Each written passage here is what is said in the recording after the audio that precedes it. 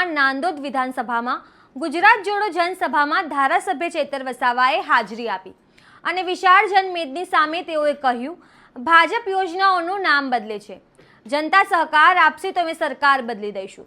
आओ सांभळीए चैतर वसावाए भाजप सरकारने શું ચીમકી આપી।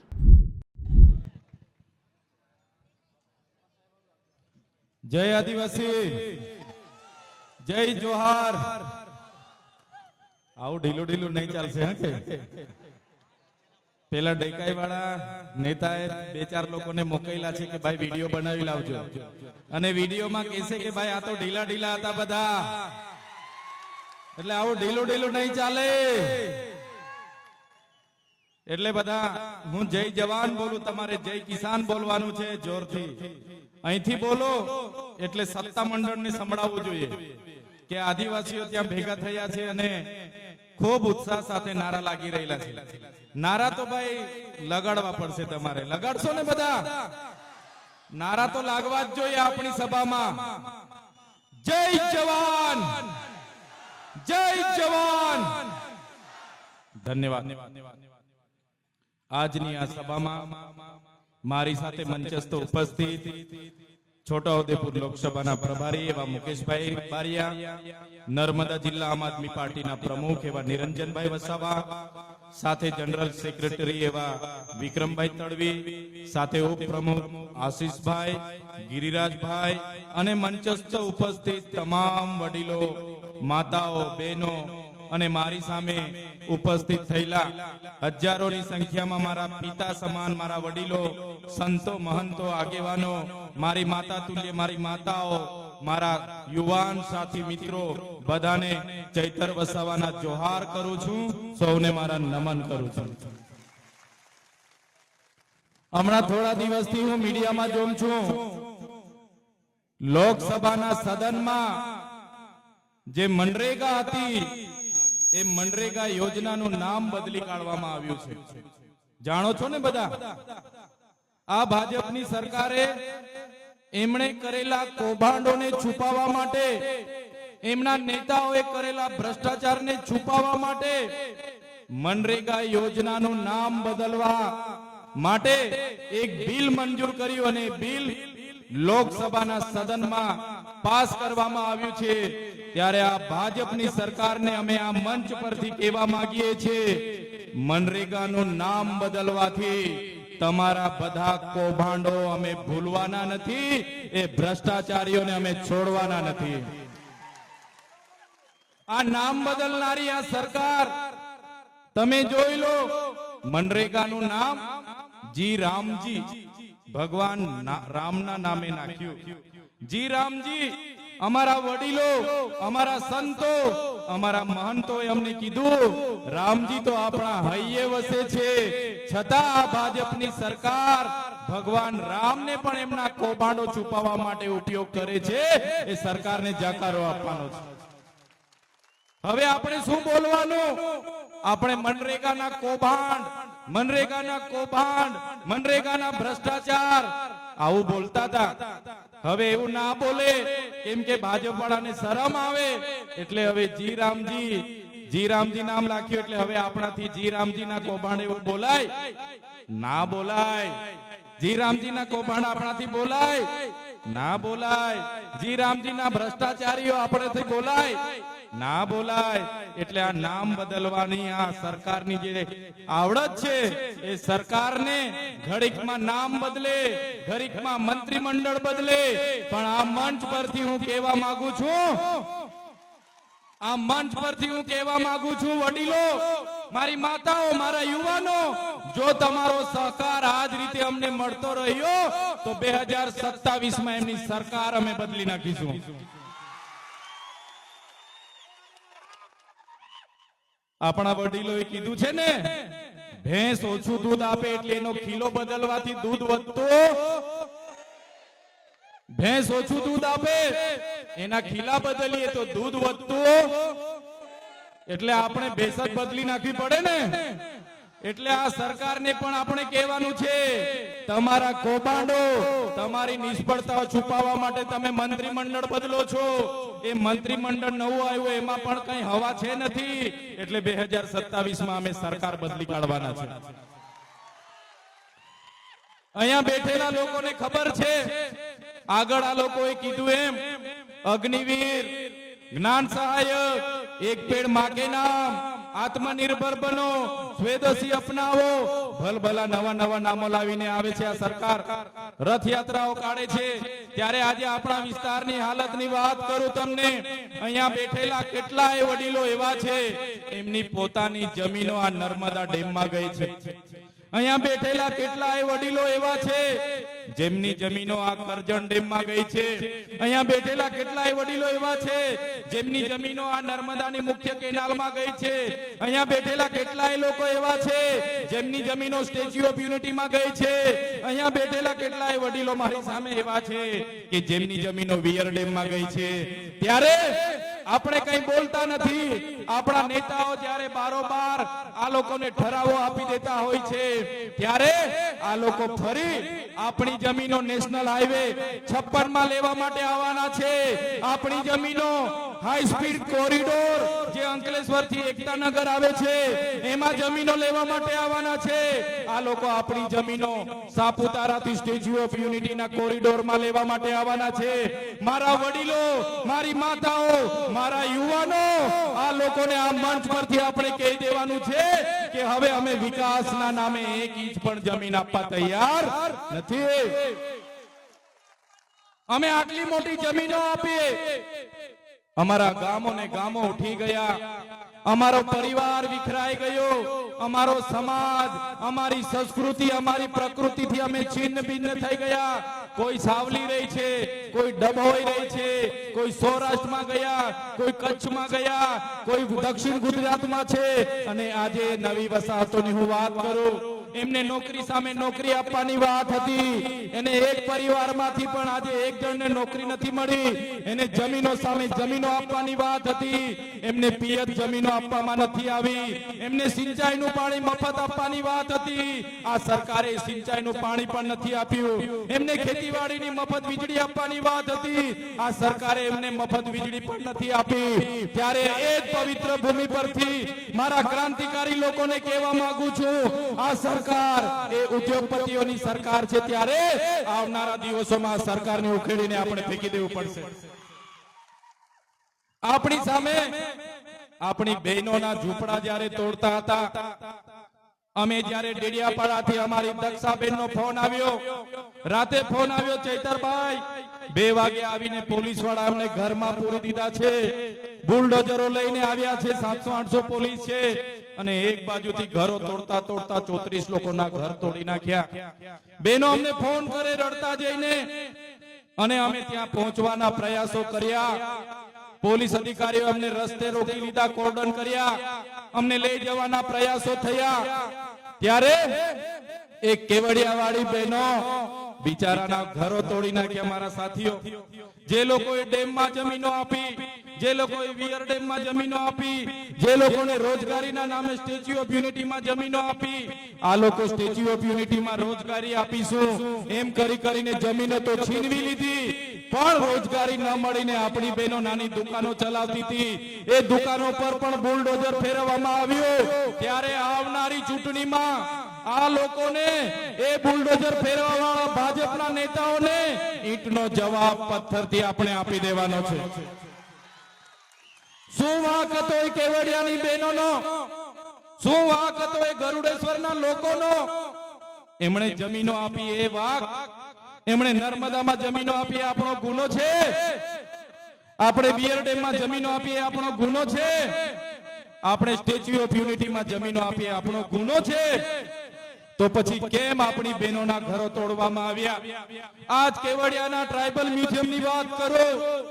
મારા આદિવાસી સમાજના 2 યુવાનો, ગબાડાનો યુવાન મારો જયેશભાઈ તડવી અને બીજો એક યુવાન રાતે જમ્યા પછી બેસવા ગયા, પોતાના ગામના ડુંગર પર બેઠા હતા. એમને શું ખબર હતી કે બહારના લોકો આવીને એમને પકડીને મારી નાખશે. એ બંને યુવાનો એક ને એક દીકરા હતા, પોતાના પરિવારના કમાનાર વ્યક્તિ હતા. બહારના કોન્ટ્રાક્ટરના માણસોએ એમને માર્યા, એમને બાંધી મૂક્યા. એટલો માર માર્યો. મારા ભાઈઓના આખા શરીર કાળા કાળા થઈ ગયા. એમની સરકારનો એક પણ નેતા એ પરિવાર સાથે નહોતો, પોલીસે પરિવાર સાથે નહોતી. અમે અમારી પૂરી ટીમ સાથે દવાખાને ગયા અને મરનાર દીકરાઓને ન્યાય મળવી જોઈએ, એફઆઈઆર થવી જોઈએ એ વાત અમે કરી અને બાદમાં પોલીસ અને સરકાર સક્રિય અને એક્શનમાં આવી.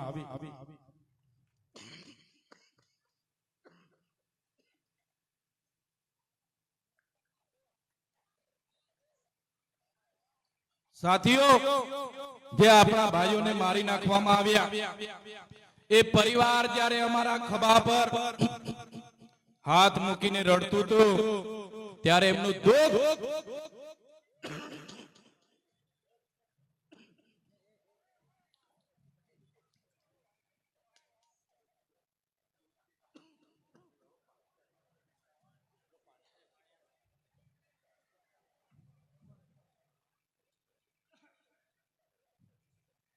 સાથીઓ, એ આપણા બે યુવાનોને આખી રાત બાંધીને એટલો માર માર્યો. બંને યુવાનો અધમુવા થઈ ગયા. એ પરિવારના લોકો પોલીસ વાળાને વિનંતી કરે કે ભાઈ અમારા છોકરાની કાર્યવાહી કરો. અહીંના ભાજપના ધારાસભ્યને સાંસદને ફોન કર્યો કે બહારના લોકોએ બરોડા અમદાવાદની એજન્સીના માણસે અમારા દીકરાઓને મારી નાખ્યા. કોઈ જવાબ નહીં આપે, તંત્ર જવાબ નહીં આપે, નેતાઓ જવાબ નહીં આપે. અમને રડતા જઈને ફોન આવ્યો સવારે 8 વાગે.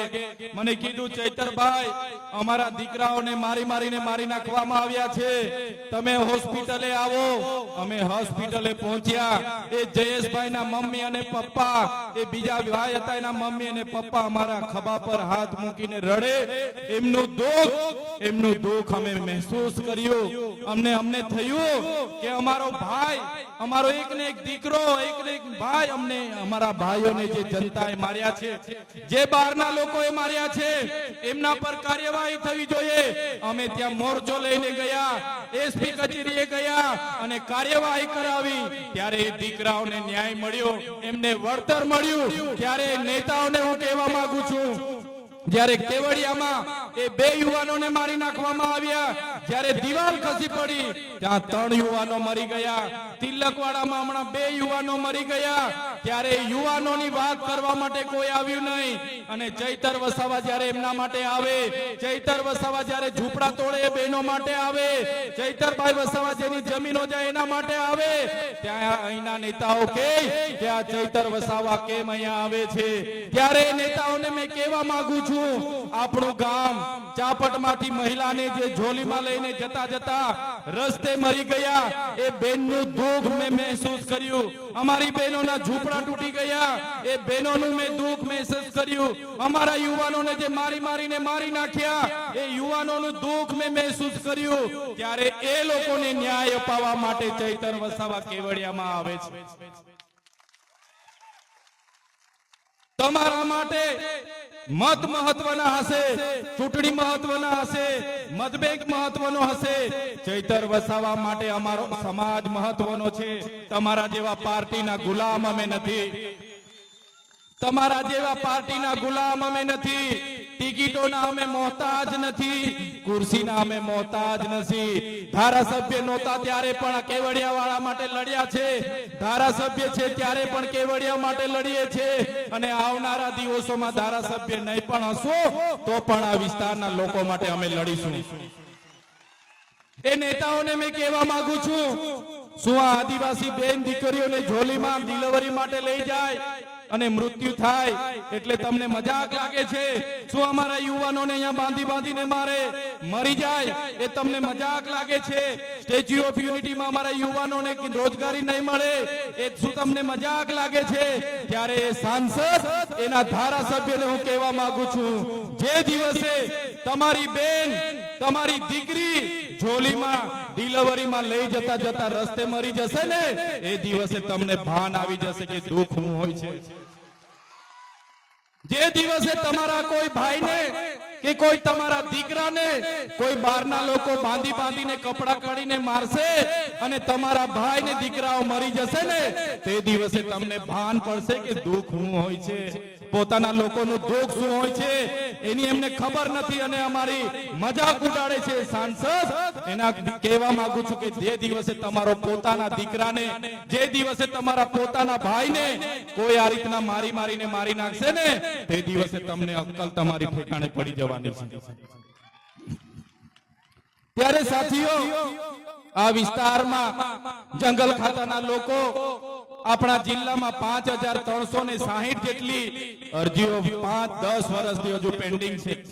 જંગલ ખાતાના લોકો એમને સનતો આપતા નથી અને આપણા લોકો ખેડી ખાય છે. એને ત્યાં જમીન માપણી વાળાને મોકલે છે, જંગલ ખાતા વાળાને મોકલે છે અને એ ખેડૂતો પર ખોટા ખોટા કેસ કરવામાં આવે છે. ખેડૂતોને જંગલમાં મારવામાં આવે છે અને જંગલ જમીન છોડાવી દેવામાં આવે છે. ત્યારે મેં જંગલ ખાતા વાળાને પણ કેમ છું, તમારો જંગલ સંરક્ષણનો કાયદો તો 1864 માં બન્યો તો, તમારું જંગલ ખાતું તો 1927 માં બન્યું હતું. આ જંગલો પર અમારા આદિવાસીઓ હજારો સાલથી રહી છે અને આ જંગલ અમારા છે. આ જંગલ એ અમારા આદિવાસીઓ સાચવેલા છે. અમારા આદિવાસીને દાંતણ જોઈ તો ડાળકીનું દાંતણ જ ભાંગીને લાવે, એ કોઈ ઝાડને કાપતા નથી. અમારા આદિવાસીઓને ઘર માટે દાંડી જોઈ તો દાંડી જ કાપી લાવે. અમારા આદિવાસીઓને થાંભલી જોઈ તો થાંભલી કાપી લાવે. આખા જંગલને અમે નાશ કરતા નથી. એટલે એ જંગલ ખાતા વાળાને કહેવા માંગુ છું, તમારી સરકાર, તમારું જંગલ ખાતું, તમારું પોલીસ ખાતું પણ નહોતું ત્યારથી અમારા લોકો આ જંગલમાં રહી છે. એમને હેરાન કરવાનું બંધ કરી દેજો. અમારા આદિવાસીઓને હેરાન કરવાનું બંધ કરી દેજો. જંગલ ખાતા વાળા સાંભળી લે કાન ખોલીને, અમારા આદિવાસીઓને હેરાન કરવાના બંધ કરી દેજો. અને અમે જે ઘરમાં પાલ્યા હતા, તીરકામઠા, ધારિયા અને જે પણ અમે ભાલા મૂક્યા છે એ કઈ અમે શણગાર માટે નથી મૂક્યા. જે દિવસે અમારો આદિવાસી સમાજ, જે દિવસે અમારો આદિવાસી સમાજ ઘરમાં મૂકેલા ધારિયા, પાલિયા, તીરકામઠા અને ભાલા લઈને રસ્તા પર ઉતરી પડશે તે દિવસે તમારું જંગલ ખાતું પણ અહીંયા હોતેલું નહીં મળશે. પોલીસ અધિકારીઓ જે આપણા બંદોબસ્તમાં છે એમના માટે જોરદાર તાળીઓ પાડી લો.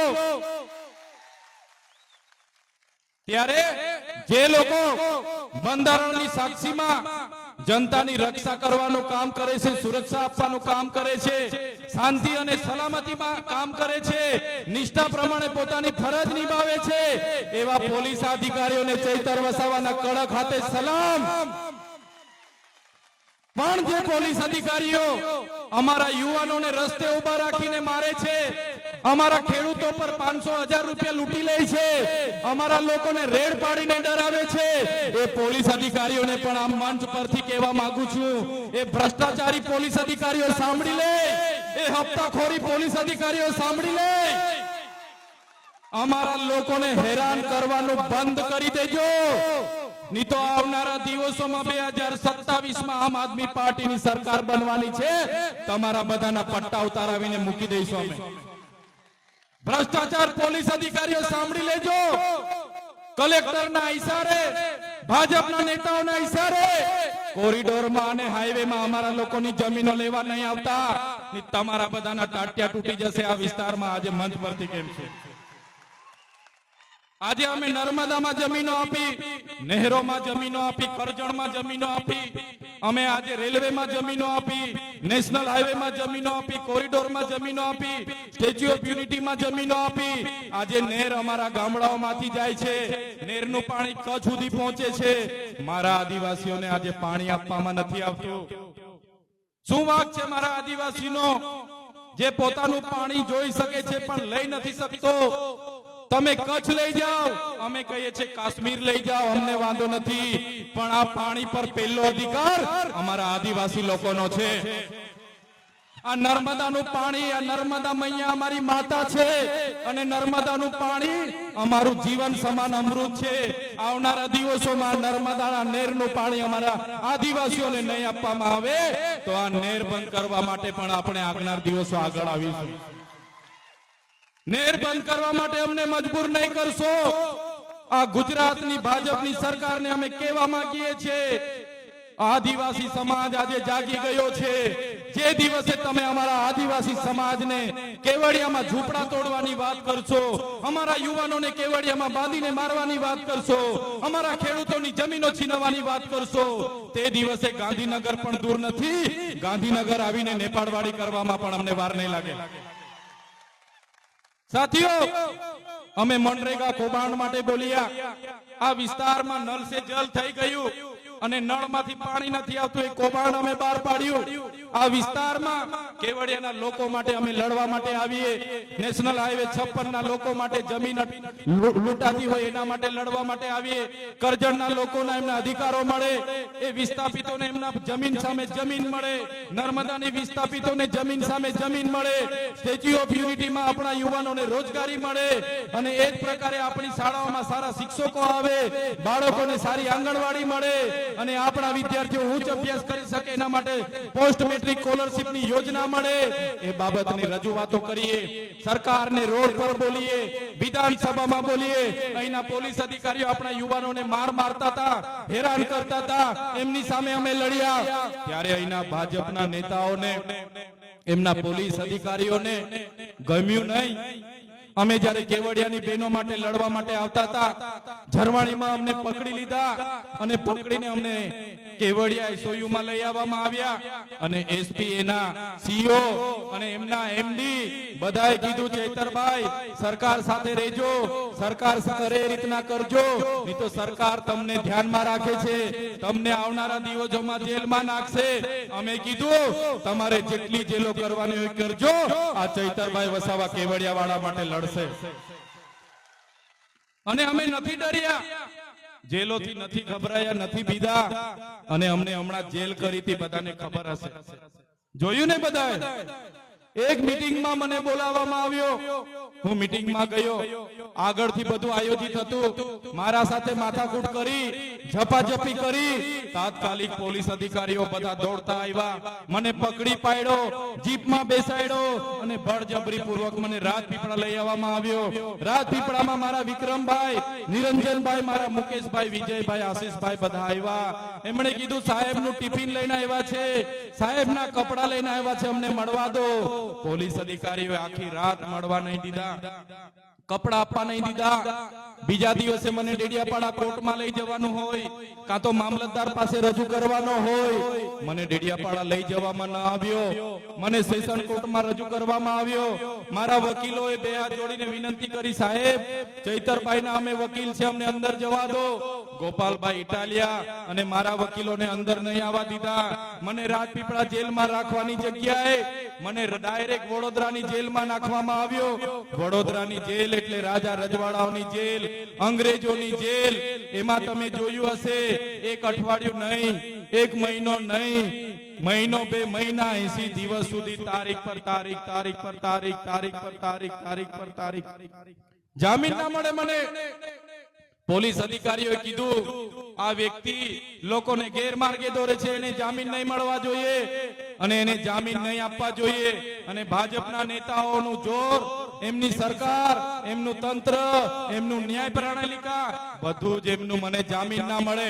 અંદર મને ડરાવવામાં આવે, ધમકાવવામાં આવે, ગભરાવવામાં આવે, કહેવામાં આવે કે તમે આદિવાસીઓ માટે કેમ લડો છો, તમે ગરીબો વંચિતો માટે કેમ લડો છો, તમે સરકાર સામે કેમ બોલો છો, તમે નહીં બોલશો તો તમને અમે છોડીશું. ત્યારે જેલમાં પણ મેં એમને કીધું, તમારે 2 વર્ષ નહીં, તમારે 5 વર્ષ મને રાખો, પણ આ ચૈતર વસાવા આદિવાસીઓ માટે લડશે. 2 વર્ષ સુધી છોડવાનો નહીં, 2027 સુધી, ચૂંટણી સુધી આને છોડવાનો નહીં, એવું એમનું ગણિત હતું. મને કહેવામાં આવ્યું, તમે 3 મહિના નહીં, તમે 2 વર્ષનું સામાન મંગાવી લો, કપડા મંગાવી લો. મને એક નાની અંધારી કોટડીમાં રાખવામાં આવ્યો. મારા ઘરના લોકો મળવા આવે, મુલાકાત નહીં. મારા કાર્યકરો મળવા આવે, મુલાકાત નહીં. મારો વકીલ મળવા આવે, મુલાકાત નહીં. મને ડરાવવામાં આવ્યો, દબાવવામાં આવ્યો, ધમકાવવામાં આવ્યો. છતાં આ તમારો ભાઈ, તમારો દીકરો ભાજપ સાથે ક્યારે ઝૂક્યો નથી.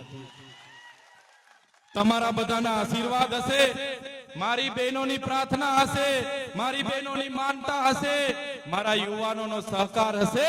આ તમારો દીકરો એમની જેલોમાંથી છૂટીને આજે બહાર આવીને તમારી વચ્ચે ઉભો છે.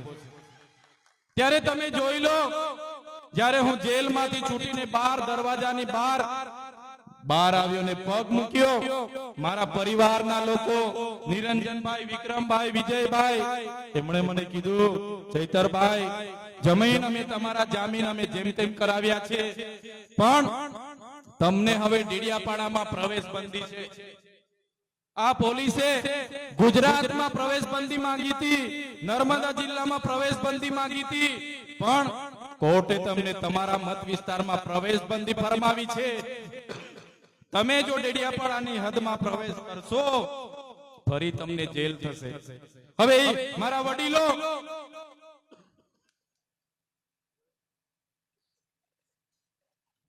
વડીલો, મારી બહેનો, મારા યુવાનો, તમે વિચાર કરો.